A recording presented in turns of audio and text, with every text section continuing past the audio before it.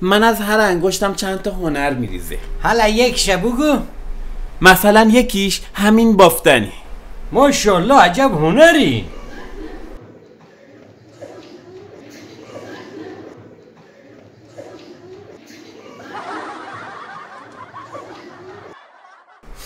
به نظر شما بو نمیاد؟ این بو چیه؟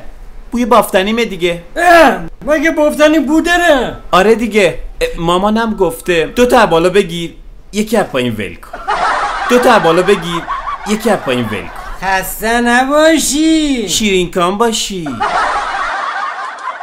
خب نمیشه همون یکی رو از بالا بگیری؟ کل سالن بو برداشت. نه خیر بافتنیم خراب میشه. الان یه جرقه بزنن که سالن بره رو هوا، خانه خراب میشه. تازه اگه بدونی تا یه لیف بافته بشه چقدر فشار میاد روم. نمیخواد فشار بیاری رو خودت. بیا بریم یه دونه آزیریشو میخرم. بیا. باش.